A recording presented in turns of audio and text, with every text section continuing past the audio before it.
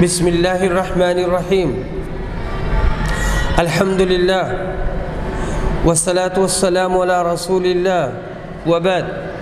ناظرین السلام علیکم ورحمۃ اللہ وبرکاتہ۔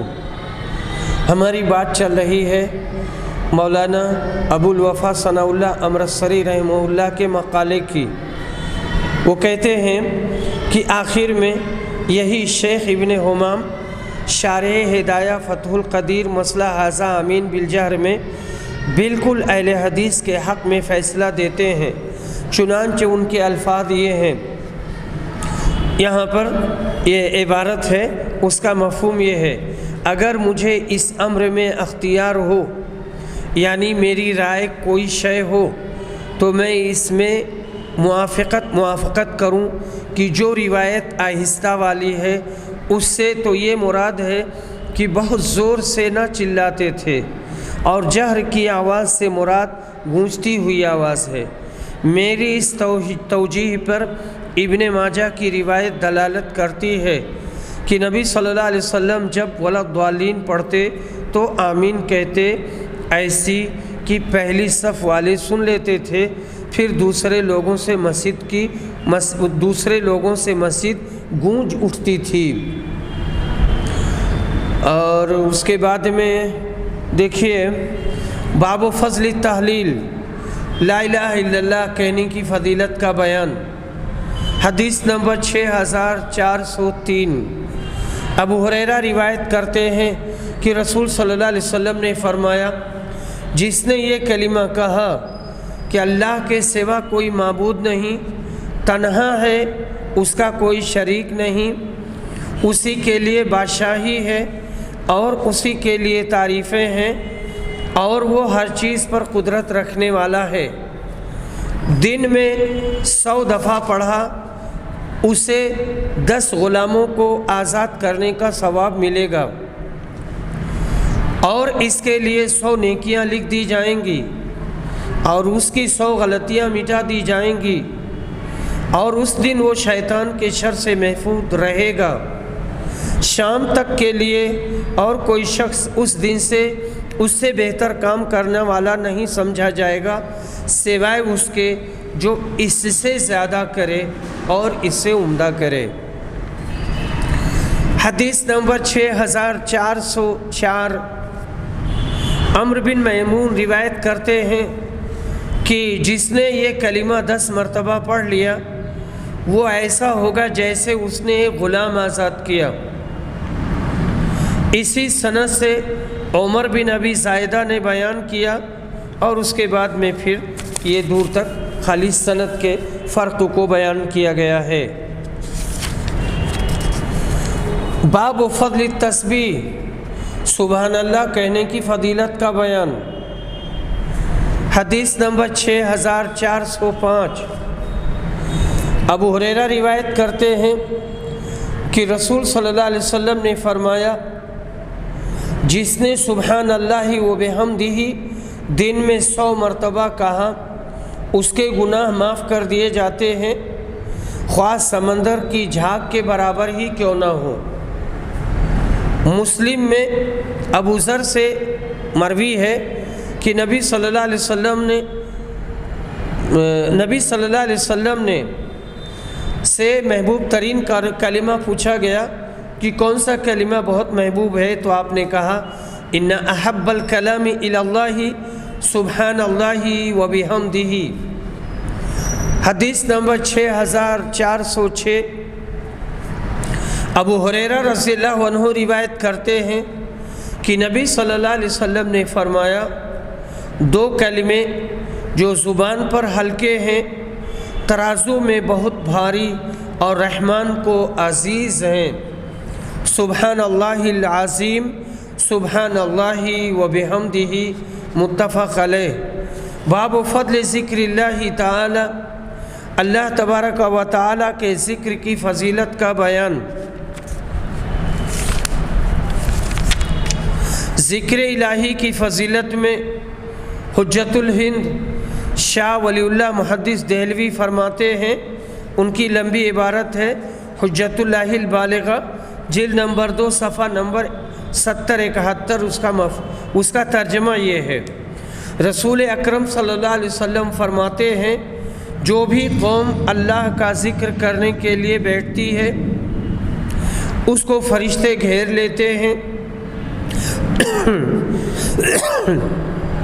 اور رحمت الہی ان کو ڈھانپ لیتی ہے۔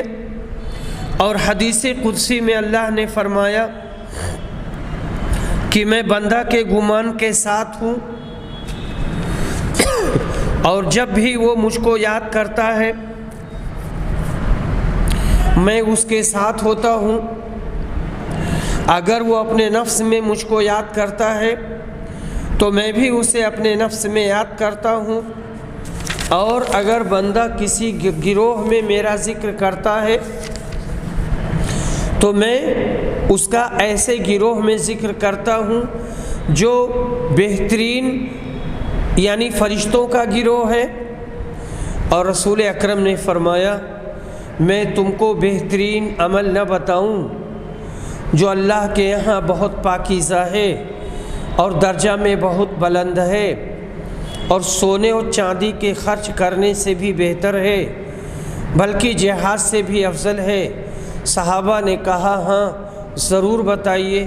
آپ نے فرمایا وہ اللہ کا ذکر ہے۔ قرآن مجید میں اللہ نے اپنے بندگان خاص کا ذکر ان لفظوں میں کیا ہے، الذین یذکرون اللہ قیاما وقعودا وعلی جنوبہم ویتفکرون فی خلق السماوات والارض ربنا ما خلقت ھذا باطلا سبحانک فقنا عذاب النار۔ سورہ آل عمران آیت نمبر 191۔ اللہ کے پیارے بندے وہ ہیں جو بیٹھے ہوئے اور کھڑے لیٹے ہر تینوں انسانی حالتوں میں اللہ کو یاد کرتے رہتے ہیں، بلکہ آسمانوں زمینوں میں نظر عبرت ڈال کر کہتے ہیں اے اللہ تیرا سارا کارخانہ بیکار محض نہیں ہے، بلکہ اس میں تیری قدرت کے لاتعداد خزانے مخفی ہیں۔ تو پاک ہے، اس لیے تو ہم کو موت کے اور دوزخ کے عذاب سے بچا۔ اس آیت میں دیدہ عبرت والوں کے لیے بہت سے سبق ہیں، دیکھنے کو نور باطن چاہیے۔ حدیث نمبر 6407۔ ابو موسیٰ روایت کرتے ہیں کہ نبی صلی اللہ علیہ وسلم نے فرمایا اس شخص کی مثال جو اپنے رب کو یاد کرتا ہے اور اس کی مثال جو اپنے رب کو یاد نہیں کرتا زندہ اور مردہ جیسی ہے۔ اللہ کی یاد گویا نمود زندگی ہے، اور اللہ کو بھول جانا گویا ظلمت اور موت ہے۔ بعض نے کہا اللہ کی یاد نہ کرنے والوں سے کچھ نفع نقصان نہیں پہنچتا۔ قرآن مجید میں اللہ کا ذکر کرنے سے متعلق بہت سی آیات ہیں۔ ایک جگہ فرمایا یا ایھا الذین آمنوا اذکروا اللہ ذکرا کثیرا، اے ایمان والو اللہ کو کثرت سے یاد کرو۔ ایک حدیث میں نبی اکرم نے ایک صحابی کو فرمایا تھا کہ تیری زبان ہمیشہ اللہ کے ذکر سے تر رہنی چاہیے، کسی حال میں بھی اللہ کی یاد سے غافل نہ ہونا، یہ اللہ والوں کی شان ہے۔ نماز، روزہ، حج، زکوٰۃ، کلمہ، کلام، ذکر، اذکار سب کا خلاصہ یہی ذکر اللہ ہے، جس کے کلمات تسبیح، تحمید، تکبیر، تحلیل بہترین ذرائع ہیں۔ تلاوت قرآن مجید و مطالعہ حدیث نبوی و کثرت درود شریف بھی سب ذکر اللہ کی صورتیں ہیں۔ سب سے بڑا ذکر یہ ہے کہ جملہ اوامر اور نواہی کے لیے اللہ کو یاد رکھے اور امر کو بجا لائے، نواہی سے پرہیز کرے۔ ذاکرین کی مجلس کا یہ درجہ ہے کہ ذکر اللہ کرنے والوں کے علاوہ آنے والا شخص گو ان میں شریک نہ ہو۔ کسی کام یا مطلب سے ان کے پاس آ کر بیٹھ گیا ہو تو ان کے ذکر کی برکت سے وہ بھی بخش دیا گیا۔ اس حدیث سے اہل اللہ اور ذاکرین اللہ کی بڑی فضیلت ثابت ہوئی کہ ان کے پاس بیٹھنے والا بھی وہ کسی ضرورت سے گیا ہو ان کے فیض اور برکت سے محروم نہیں رہتا۔ اب افسوس ہے ان لوگوں پر جو پیغمبر رحمت کے ساتھ بیٹھنے والوں اور سفر اور حضر میں آپ کے ساتھ رہنے والے صحابہ کرام کو بہشت سے محروم اور بدنصیب جانتے ہیں۔ یہ کمبخت خود ہی محروم ہوں گے۔ ایک بار کعب اسلمی خادم رسول کریم سے آپ نے فرمایا، مانگ، کیا مانگتا ہے؟ انہوں نے کہا، جنت میں آپ کی رفاقت چاہتا ہوں۔ آپ نے فرمایا، کچھ اور؟ انہوں نے کہا، بس یہی۔ آپ نے فرمایا، کچھ اچھا، کثرت سے سجود کر اور کثرت سجود سے میری مدد کر۔ صحیح مسلم کتاب الصلاۃ باب کثرت السجود۔ اللہ پاک ہر مسلمان کو یہ درجہ رفاقت عطا فرمائے، آمین۔ حدیث نمبر 6408۔ ابو ہریرہ رضی اللہ عنہ روایت کرتے ہیں، کہتے ہیں کہ رسول صلی اللہ علیہ وسلم نے فرمایا، اللہ کے کچھ فرشتے ایسے ہیں جو راستوں میں پھرتے رہتے ہیں اور اللہ کی یاد کرنے والوں کو تلاش کرتے ہیں۔ پھر جہاں وہ کچھ ایسے لوگوں کو پا لیتے ہیں جو اللہ کا ذکر کر رہے ہوتے ہیں تو ایک دوسرے کو آواز دیتے ہیں کہ آؤ، ہمارا مطلب مل گیا، ہمارا مطلب حاصل ہو گیا۔ پھر وہ پہلے آسمان تک اپنے پروں سے ان پر امڑتے رہتے ہیں، پھر اختتام پر اپنے رب کی طرف چلے جاتے ہیں۔ پھر ان کا رب ان سے پوچھتا ہے، حالانکہ وہ اپنے بندوں کے متعلق خوب جانتا ہے کہ میرے بندے کیا کہتے تھے۔ وہ جواب دیتے ہیں کہ وہ تیری تسبیح پڑھتے تھے، تیری کبریائی بیان کرتے تھے، تیری حمد کرتے تھے اور تیری بڑائی کرتے تھے۔ پھر اللہ پوچھتا ہے، کیا انہوں نے مجھے دیکھا ہے؟ کہا، وہ جواب دیتے ہیں، نہیں واللہ انہوں نے تجھے نہیں دیکھا۔ اس پر اللہ فرماتا ہے، پھر ان کا اس وقت کیا حال ہوتا جب وہ مجھے دیکھے ہوتے؟ وہ جواب دیتے کہ اگر وہ تیرا دیدار کر لیتے تو تیری عبادت اور بھی زیادہ کرتے، تیری بڑائی سب سے زیادہ بیان کرتے، تیری تسبیح سب سے زیادہ کرتے۔ پھر اللہ دریافت کرتا ہے، پھر وہ مجھ سے کیا مانگتے ہیں؟ فرشتے کہتے ہیں، وہ جنت مانگتے ہیں۔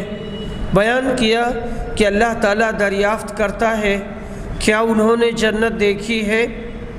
فرشتے جواب دیتے ہیں، نہیں اے اللہ، واللہ اے رب انہوں نے تیری جنت نہیں دیکھی۔ بیان کیا کہ اللہ تعالیٰ دریافت کرتا ہے، ان کا اس وقت کیا عالم ہوتا اگر انہوں نے جنت کو دیکھا ہوتا؟ فرشتے جواب دیتے ہیں کہ اگر انہوں نے جنت کو دیکھا ہوتا تو وہ اس کے اور بھی زیادہ خواہش مند ہوتے، سب سے بڑھ کر اس کے طلبگار ہوتے اور سب سے زیادہ اس کے آرزو مند ہوتے۔ پھر اللہ تعالیٰ پوچھتا ہے کہ وہ کس چیز سے پناہ مانگتے ہیں؟ فرشتے جواب دیتے ہیں، دوزخ سے۔ اللہ تعالیٰ پوچھتا ہے، کیا انہوں نے جہنم دیکھا ہے؟ وہ جواب دیتے ہیں، نہیں واللہ انہوں نے جہنم کو نہیں دیکھا ہے۔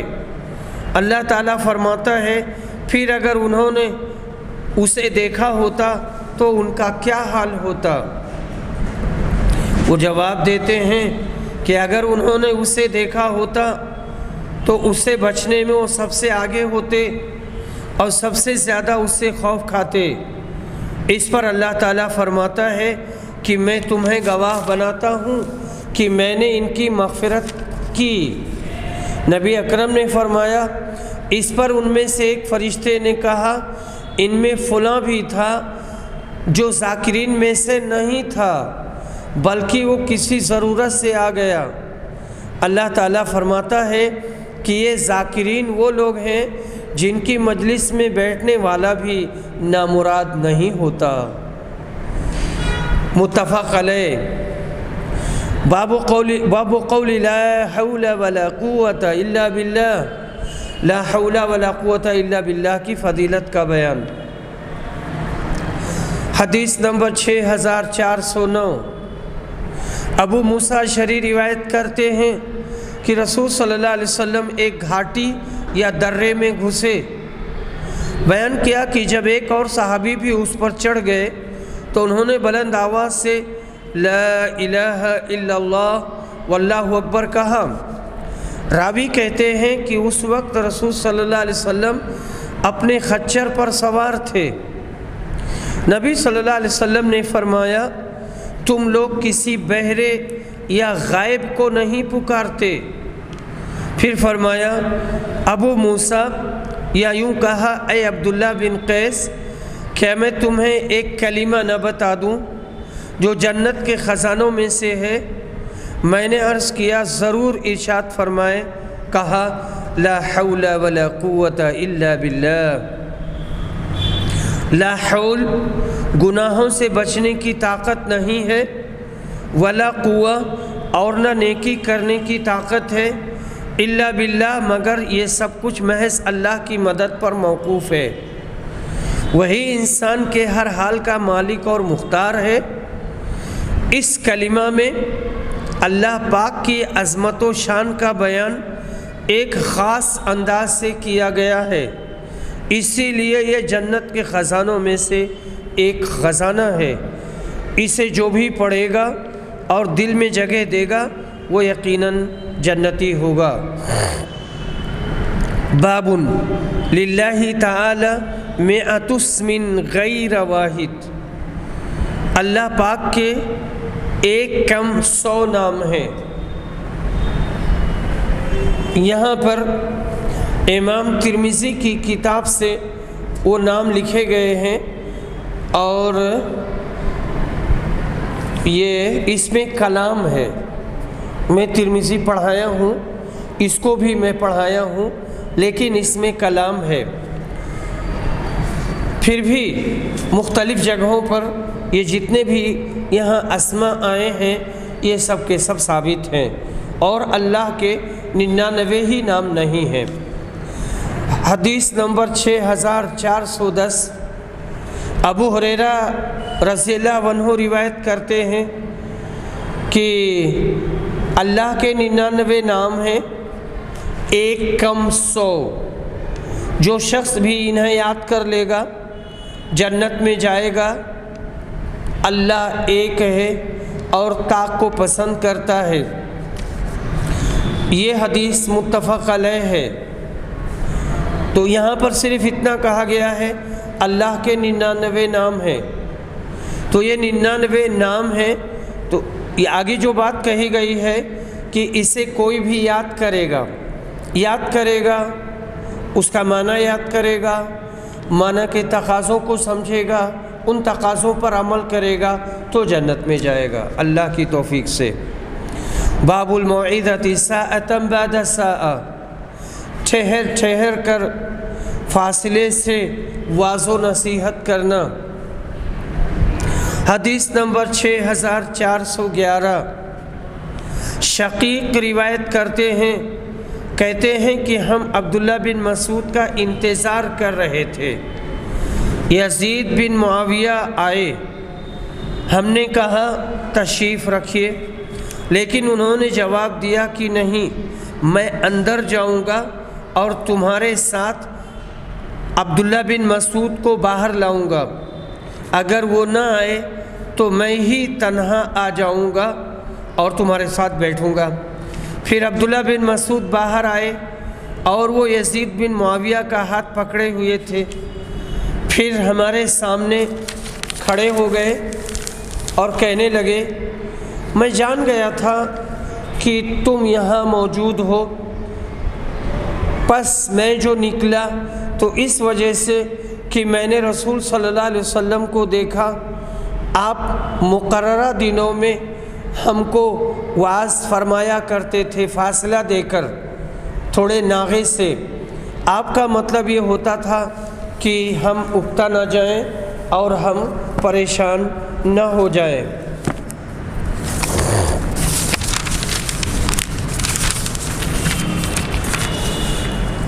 یہاں تک دعا کے مباحث ختم ہوتے ہیں۔ اب اس کے بعد میں کتاب الرقاق شروع ہو رہا ہے۔ یہ کتاب شروع ہو رہی ہے، دل کو نرم کرنے والی باتیں۔ بسم اللہ الرحمن الرحیم، کتاب الرقاق، دل کو نرم کرنے والی باتوں کا بیان۔ باب قول نبی صلی اللہ علیہ وسلم لا عیش الا عیش الآخرہ، نبی اکرم صلی اللہ علیہ وسلم کا فرمانا، زندگی در حقیقت آخرت ہی کی زندگی ہے۔ اس کتاب میں امام بخاری نے وہ احادیث جمع کی ہیں جنہیں پڑھ کر دل میں رقت اور نرمی پیدا ہوتی ہے۔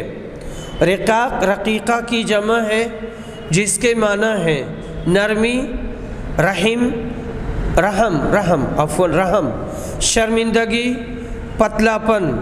حافظ ابن حجر عسقلانی لکھتے ہیں فتح الباری میں، رقاق یعنی رقاق اور رقائق رقیقہ کی جمع ہے، اور ان احادیث کو یہ نام اس وجہ سے دیا گیا ہے کیونکہ ان میں سے ہر ایک میں ایسی باتیں ہیں جن سے قلب میں رقت پیدا ہوتی ہے۔ اہل لغت کہتے ہیں یعنی رحم، نرمی، غیرت، اس کی ضد غلظ، سختی ہے۔ چنانچہ زیادہ غیرت مند شخص کے بارے میں کہتے ہیں حیا سے اس کا چہرہ شرم آلود ہو گیا۔ امام راغب کہتے ہیں رقہ کا لفظ جب جسم پر بولا جاتا ہے تو اس کی ضد صفاقہ، موٹاپن آتی ہے، جیسے صوبن رقیق باریک کپڑا، صوبن صفیق موٹا کپڑا۔ اور جب کسی ذات پر بولا جاتا ہے تو اس کی ضد قسوہ یعنی سختی آتی ہے، جیسے رقیق القلب نرم دل اور قاسی القلب سخت دل۔ حدیث نمبر 6412، عبداللہ بن عباس روایت کرتے ہیں، کہتے ہیں کہ رسول صلی اللہ علیہ وسلم نے فرمایا، دو نعمتیں ایسی ہیں کہ اکثر لوگ ان کی قدر نہیں کرتے اور اس میں خسارہ اور گھاٹا اٹھاتے ہیں، صحت اور فراغت۔ حدیث نمبر 6413، انس بن مالک روایت کرتے ہیں کہ نبی صلی اللہ علیہ وسلم نے فرمایا، اے اللہ، آخرت کی زندگی کے سوا اور کوئی زندگی نہیں، اس لیے تو انصار اور مہاجرین میں صلاح کو باقی رکھ۔ حدیث نمبر 6414، سہل بن سعد ساعدی روایت کرتے ہیں کہ ہم رسول صلی اللہ علیہ وسلم کے ساتھ غزوہ خندق کے موقع پر موجود تھے۔ حضرت بھی خندق کھودتے جاتے تھے اور ہم مٹی کو اٹھاتے جاتے تھے، اور رسول صلی اللہ علیہ وسلم ہمارے قریب سے گزرتے ہوئے کہتے، اے اللہ، زندگی تو بس آخرت ہی کی زندگی ہے، اس لیے تو انصار و مہاجرین کی مغفرت کر۔ اس روایت کی مطابقت سہل بن سعد نے بھی نبی صلی اللہ علیہ وسلم سے کی ہے۔ تو یہاں جو بات کہی گئی ہے، نعمتان مغبون فیہما کثیر من الناس، بہت سارے لوگ دو نعمتوں میں خسارہ اور گھاٹا اٹھاتے ہیں، صحت ہے اور فرصت کی گھڑیاں ہیں۔ تو جب تک آدمی کی صحت ہے، تندرستی ہے، تب تک اسے اپنی صحت سے فائدہ اٹھانی چاہیے، اور اللہ کے جو احکام ہیں، دین کے جو ارکان ہیں، ایمان کے جو ارکان ہیں، جو فرائض ہیں، واجبات ہیں، چاہے گھر کے واجبات ہوں، بچوں کی تعلیم ہو، ان کی تربیت ہو، یا اور دوسری چیزیں، روزی کمانا ہے، کھیت پر کام کرنا ہے، دکان پر کام کرنا ہے، ڈاکٹر کو اپنے مطب پر جانا ہے، یہ ساری چیزیں ہیں، تو اس کا خیال رکھنا چاہیے اور اپنی صحت سے فائدہ اٹھانا چاہیے۔ اسی طرح سے جو فرصت کی گھڑیاں ہیں، فرصت کی گھڑیوں میں بھی آدمی کام کرے، پڑھنے والا پڑھے، لکھنے والا لکھے، کھیتی والا کھیتی کرے۔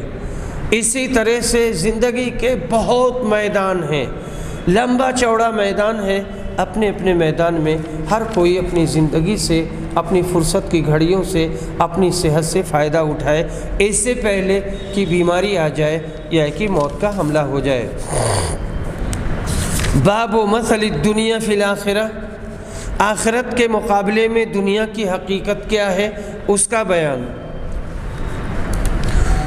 اللہ تعالیٰ نے فرمایا انما الحیات الدنیا لعب ولہو وزینۃ وتفاخر بینکم وتکاثر فی الاموال والاولاد کمثل غیث اعجب الکفار نباته ثم یہیج فتراه مصفرا ثم یکون حطاما وفی الآخرة عذاب شدید ومغفرة من اللہ ورضوان وما الحیات الدنیا الا متاع الغرور، سورہ حدید آیت نمبر 20۔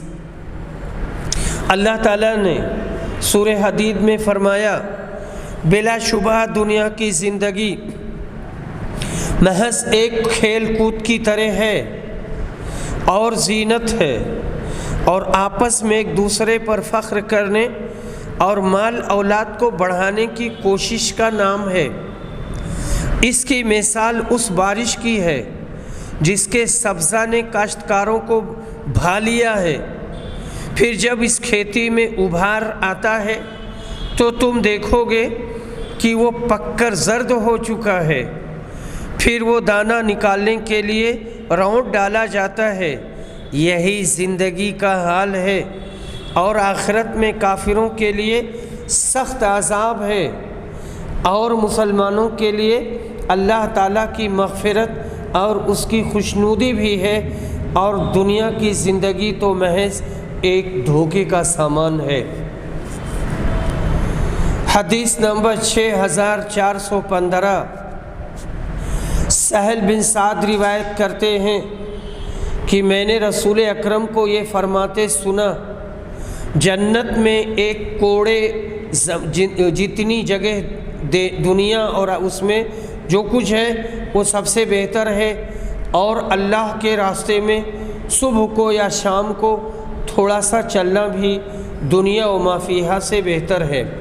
یہاں کہنا مقصود یہ ہے کہ جنت میں اگر ایک کوڑے کے برابر بھی جگہ مل جائے تو دنیا اور دنیا میں جتنی چیزیں ہیں اس سے یہ بہتر ہے اور اس سے یہ افضل ہے۔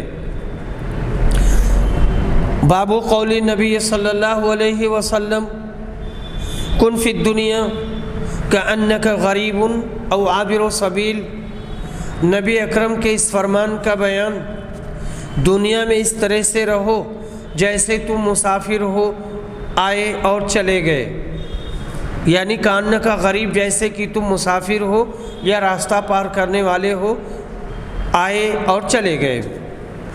حدیث نمبر 6416، عبداللہ بن عمر روایت کرتے ہیں کہ رسول صلی اللہ علیہ وسلم نے میرا شانہ پکڑ کر کہا، دنیا میں اس طرح رہو جیسے کہ تم مسافر ہو یا راستہ چلنے والا۔ عبداللہ بن عمر کہا کرتے تھے، شام ہو جائے تو صبح کا انتظار نہ کرو، اور صبح کے وقت شام کے منتظر نہ رہو، اپنی صحت کو مرض سے پہلے اور مرض سے پہلے غنیمت جانو، اور زندگی کو موت سے پہلے، یعنی جب تک صحت اور تندرستی ہے تب تک اس سے فائدہ اٹھاؤ، اور جب تک زندگی ہے تب تک اس سے فائدہ اٹھاؤ، اس سے پہلے کہ موت کا حملہ ہو جائے۔ موت جب آ جائے گی تو پھر زندگی کا چراغ بجھ جائے گا اور آدمی کے لیے کچھ کرنے کا موقع نہیں رہ جائے گا۔ باب فی العمل و طولہ، آرزو کی رسی کا دراز ہونا، اور اللہ کا فرمان فمن زحزح عن النار وادخل الجنہ فقد فاز وما الحیاۃ الدنیا الا متاع الغرور۔ اللہ کے اس فرمان کا بیان، پس جو شخص دوزخ سے بچا لیا گیا اور جنت میں داخل کیا گیا وہ کامیاب ہوا، اور دنیا کی زندگی تو محض دھوکے کا سامان ہے۔ اور سورہ ہجر میں فرمایا ذرہم یاکلوا ویتمتعوا ویلہہم الامل فسوف یعلمون۔ اے نبی، ان کافروں کو چھوڑ کہ وہ کھاتے رہیں اور مزے کرتے رہیں، اور آرزو ان کو دھوکے میں غافل رکھتی ہے، پس وہ عنقریب جان لیں گے جب ان کو موت اچانک آئے گی اور اچانک آ کر کے دبوچ لے گی۔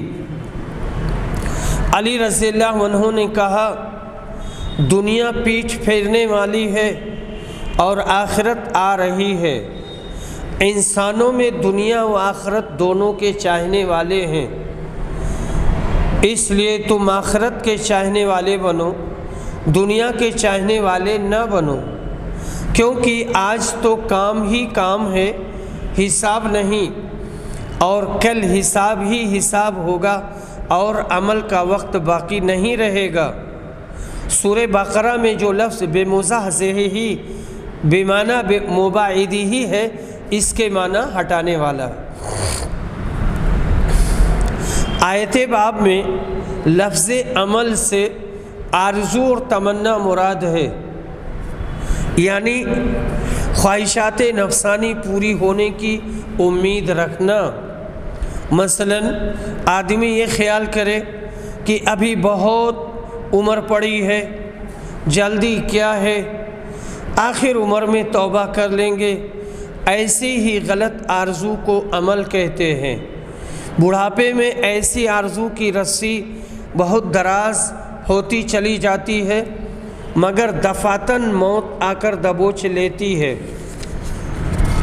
حدیث نمبر 6417، عبداللہ بن مسعود روایت کرتے ہیں کہ نبی صلی اللہ علیہ وسلم نے چوکھٹا خط کھینچا، پھر اس کے درمیان ایک خط کھینچا جو چوکھٹے خط سے نکلا ہوا تھا، اس کے بعد درمیان والے خط کے اس حصے میں جو چوکھٹے کے درمیان میں تھا چھوٹے چھوٹے بہت سی لکیریں کھینچیں اور کہا یہ انسان ہے اور یہ اس کی موت ہے جو اسے گھیرے ہوئے ہے، اور یہ جو بیچ کا خط اور لکیر باہر نکلی ہوئی ہے وہ اس کی امید ہے، اس کی تمنائیں ہیں، اور چھوٹے چھوٹے خطوط اس کی دنیاوی مشکلات ہیں۔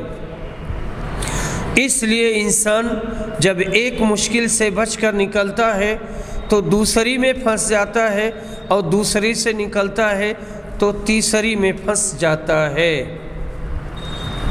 اس چوکھٹے کی شکل یوں مرتب کی گئی ہے، اندر والی لکیر انسان ہے جس کو چاروں طرف سے مشکلات نے گھیر رکھا ہے، اور گھیرنے والی لکیر اس کی موت ہے، اور باہر نکلنے والی اس کی حرص و آز ہے، حرص و آز اور تمنا جو موت آنے پر دھری رہ جاتی ہے۔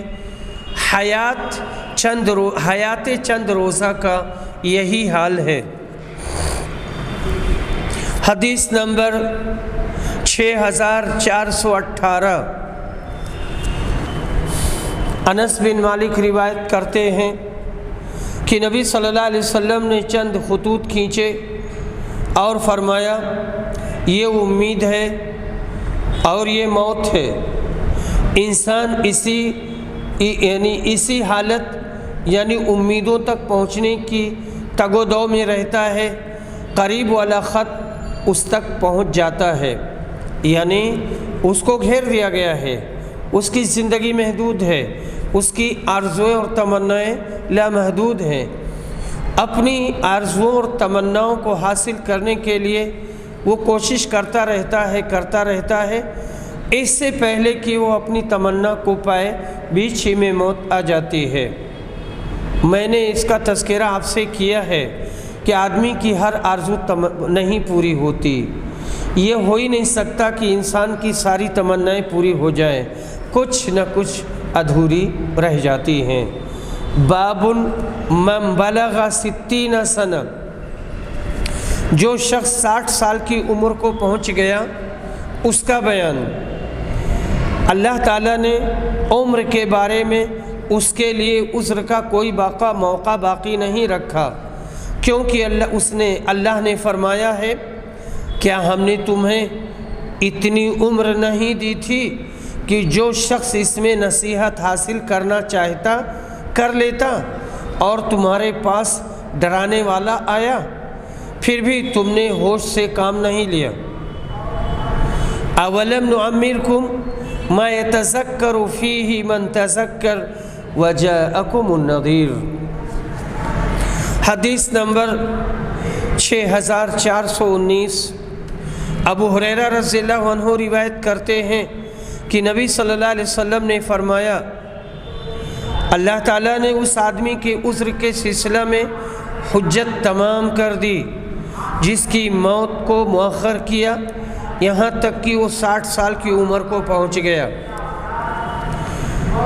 حدیث نمبر 6420، ابو ہریرہ روایت کرتے ہیں کہ میں نے رسول صلی اللہ علیہ وسلم سے سنا، آپ نے فرمایا کہ بوڑھے انسان کا دل 2 چیزوں کے بارے میں ہمیشہ جوان رہتا ہے، دنیا کی محبت اور زندگی کی لمبی امید۔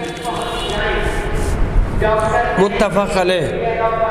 حدیث نمبر 6421، انس بن مالک روایت کرتے ہیں کہ رسول صلی اللہ علیہ وسلم نے فرمایا، انسان کی عمر بڑھتی جاتی ہے اور اس کے ساتھ 2 چیزیں اس کے اندر بڑھتی جاتی ہیں، مال کی محبت اور عمر کی درازی، یعنی مال کی محبت کم نہیں ہوتی ہے اور طول عمر کی محبت اور اس کی تمنا یہ بھی کم نہیں ہوتی ہے۔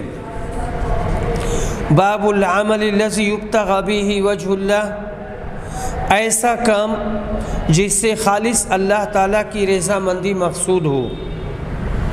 اس باب میں سعد بن ابی وقاص کی روایت ہے جو انہوں نے رسول صلی اللہ علیہ وسلم سے نقل کی ہے۔ حدیث نمبر 6422، زہری روایت کرتے ہیں، کہتے ہیں کہ مجھے محمود بن ربیع انصاری نے خبر دی اور وہ کہتے تھے کہ رسول صلی اللہ علیہ وسلم کی یہ بات خوب میرے ذہن میں محفوظ ہے۔ انہیں یاد ہے کہ نبی صلی اللہ علیہ وسلم نے ان کے ایک ڈول میں سے پانی لے کر مجھ پر کلی کر دی تھی۔ یہ حدیث کئی بار آ چکی ہے اور نبی صلی اللہ علیہ وسلم نے چاہے مذاق کے طور پر کلی کی ہو یا سنجیدگی کے طور پر، بہرحال دونوں شکل میں فضیلت تو ان کو حاصل ہی ہونی تھی، وہ فضیلت انہیں ملی۔ اتبان بن مالک انصاری روایت کرتے ہیں کہ میں نے سنا، پھر بنی سالم کے ایک اور صاحب نے سنا، انہوں نے بیان کیا کہ رسول صلی اللہ علیہ وسلم میرے ہاں تشریف لائے، اتبان بن مالک کے ہاں، اور کہا کوئی بندہ جب قیامت کے دن اس حالت میں پیش ہوگا کہ اس نے کلمہ لا الہ الا اللہ کا اقرار کیا ہوگا اور اس سے اس کا مقصود اللہ کی خوشنودی حاصل کرنا ہوگی، اللہ کو خوش کرنا ہوگا، تو اللہ تعالیٰ دوزخ کی آگ کو اس پر حرام کر دے گا۔ حدیث نمبر 6424، ابو ہریرہ رضی اللہ عنہ روایت کرتے ہیں کہ رسول صلی اللہ علیہ وسلم نے فرمایا، اللہ تعالیٰ کہتا ہے کہ میرے اس مومن بندے کا جس کی میں کوئی عزیز چیز دنیا سے اٹھا لوں اور وہ اس پر ثواب کی نیت سے صبر کرے تو اس کا بدلہ میرے یہاں جنت کے سوا اور کچھ نہیں۔ مراد وہ بندہ ہے جس کا کوئی پیارا بچہ فوت ہو جائے اور وہ صبر کر لے تو یقیناً اس کے لیے وہ بچہ شفاعت کرے گا، مگر دنیا میں ایسا کون ہے جسے یہ صدمہ پیش نہ آتا ہو الا ماشاء اللہ۔ باب ما یحذر من زہرۃ الدنیا والتنافس فیہا، دنیا کی بہار اور رونق اور اس کی ریچھ کرنے سے ڈرنا، ریچھ کرنے سے ڈرنا یعنی اس میں تنافس، ایک دوسرے سے آگے بڑھنا اور اسی کو چاہنا۔ حدیث نمبر 6425، مسور بن مخرمہ روایت کرتے ہیں کہ عمرو بن عوف جو بنی عامر بن لوئی کے حلیف تھے اور بدر کی لڑائی میں رسول اکرم کے ساتھ شریک تھے، انہوں نے خبر دی کہ نبی صلی اللہ علیہ وسلم نے ابو عبیدہ بن جراح کو بحرین جزیہ لانے کے لیے بھیجا۔ رسول اعظم نے بحرین والوں سے صلح کر لی تھی اور ان پر علا بن حضرمی کو امیر مقرر کیا تھا۔ جب ابو عبیدہ بحرین سے جزیے کا مال لے کر آئے تو انصار نے ان کے آنے کے متعلق سنا اور صبح کی نماز آپ کے ساتھ پڑھی، اور جب آپ جانے لگے تو وہ آپ کے سامنے آ گئے۔ حضرت انہیں دیکھ کر مسکرائے اور کہا، میرا خیال ہے کہ ابو عبیدہ کے آنے کے متعلق تم نے سن لیا ہے اور یہ بھی کہ وہ کچھ لے کر آئے ہیں۔ انصار نے کہا، جی ہاں اے اللہ کے رسول۔ حضرت نے فرمایا، پھر تمہیں خوشخبری ہو، تم اس کی امید رکھو جو تمہیں خوش کرے گی۔ اللہ کی قسم، فقر و محتاجی وہ چیز نہیں ہے جس سے میں تمہارے متعلق ڈرتا ہوں، بلکہ میں تو اس سے ڈرتا ہوں کہ دنیا تم پر بھی اسی طرح کشادہ کر دی جائے گی جس طرح ان لوگوں پر کر دی گئی تھی جو تم سے پہلے تھے، اور تم بھی اس کے لیے ایک دوسرے سے آگے بڑھنے کی اسی طرح کوشش کرو گے جس طرح وہ کرتے تھے، اور تمہیں بھی اسی طرح غافل کر دے گی جس طرح ان کو غافل کیا تھا۔ کہتے ہیں ہو بہو یہی ہوا۔ بعد کے زمانوں میں مسلمان محبت دنیاوی میں پھنس کر اسلام اور فکر آخرت سے غافل ہو گئے، جس کے نتیجہ میں بے دینی پیدا ہو گئی اور وہ آپس میں لڑنے لگے، جس کا نتیجہ یہ انحطاط ہے جس نے آج دنیا اسلام کو گھیر رکھا ہے۔ حدیث نمبر 6426، عقبہ بن عامر روایت کرتے ہیں کہ رسول صلی اللہ علیہ وسلم باہر تشریف لائے اور جنگ احد کے شہیدوں کے لیے اس طرح نماز پڑھی جس طرح مردہ پر نماز پڑھی جاتی ہے۔ پھر آپ منبر پر تشریف لائے اور کہا، آخرت میں تم سے آگے جاؤں گا، میں تمہارے لیے خیر مقدم ہوں اور میں تم پر گواہ ہوں گا، واللہ میں اپنے حوض کو اس وقت بھی دیکھ رہا ہوں اور مجھے زمین کے خزانوں کی کنجیاں دی گئی ہیں، یا اس طرح فرمایا زمین کی کنجیاں دی گئی ہیں، اور اللہ کی قسم میں تمہارے متعلق اس سے نہیں ڈرتا کہ تم میرے بعد شرک کرو گے، بلکہ مجھے تمہارے متعلق یہ خوف ہے کہ تم دنیا کے لیے ایک دوسرے سے آگے بڑھنے کی کوشش کرنے لگو گے۔ کہتے ہیں کہ بعد کے زمانوں میں مسلمانوں کی خانہ جنگی کا کی تاریخ پر گہری نظر ڈالنے سے یہ واضح ہو جاتا ہے کہ نبی صلی اللہ علیہ وسلم کا فرمان حرف بحرف صحیح ثابت ہوا، اور بیشتر اسلامی اکابر آپس میں رقابت سے تباہ ہو گئے، حتیٰ کہ علماء کرام بھی اس بیماری سے نہ بچ سکے الا ماشاء اللہ۔ حدیث نمبر 6427، ابو سعید خدری روایت کرتے ہیں کہ رسول صلی اللہ علیہ وسلم نے فرمایا، میں تمہارے متعلق سب سے زیادہ اس سے خوف کھاتا ہوں کہ جب اللہ تعالیٰ زمین کی برکتیں تمہارے لیے نکال دے گا۔ پوچھا گیا زمین کی برکتیں کیا ہیں؟ کہا دنیا کی چمک دمک۔ اس پر ایک صحابی نے آپ سے پوچھا کیا بھلائی سے برائی پیدا ہو سکتی ہے؟ نبی اکرم اس پر خاموش ہو گئے، اور میں نے خیال کیا کہ شاید آپ پر وحی نازل ہو رہی ہے۔ اس کے بعد آپ اپنی پیشانی کو صاف کرنے لگے اور دریافت فرمایا، پوچھنے والا کہاں ہے؟ پوچھنے والے نے کہا، میں حاضر ہوں۔ ابو سعید خدری نے کہا کہ جب اس سوال کا حل ہمارے سامنے آ گیا تو ہم نے ان صاحب کی تعریف کی۔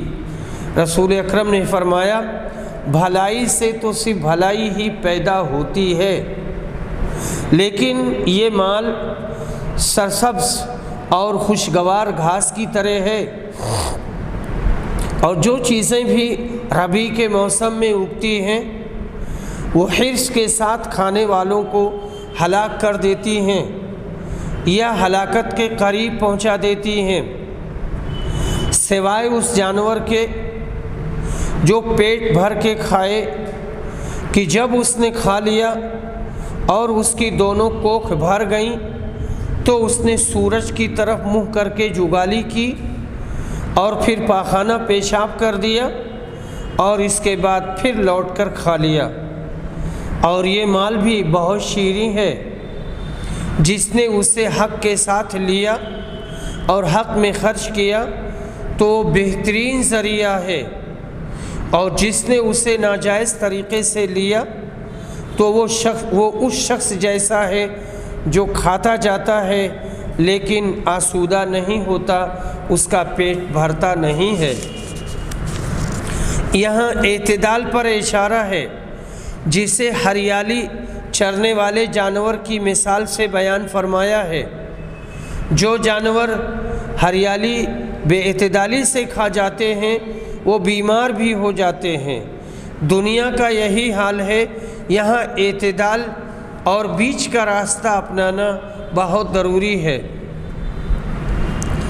حدیث نمبر 6428، عمران بن حسین روایت کرتے ہیں، انہوں نے نبی صلی اللہ علیہ وسلم سے روایت فرمایا، آپ نے کہا تم میں سب سے بہتر زمانہ میرا ہے، پھر ان لوگوں کا زمانہ ہے جو اس کے بعد ہوں گے۔ عمران نے بیان کیا کہ مجھے معلوم نہیں نبی اکرم صلی اللہ علیہ وسلم نے اس ارشاد کو 2 مرتبہ دہرایا یا 3 مرتبہ۔ پھر اس کے بعد وہ لوگ ہوں گے کہ وہ گواہی دیں گے لیکن ان کی گواہی قبول نہیں کی جائے گی، وہ خیانت کریں گے اور ان پر سے اعتماد جاتا رہے گا، بھروسہ اٹھ جائے گا، وہ نذر مانیں گے لیکن پوری نہیں کریں گے اور ان میں مٹابہ پھیل جائے گا۔ وآخر دعوانا الحمد للہ رب العالمین۔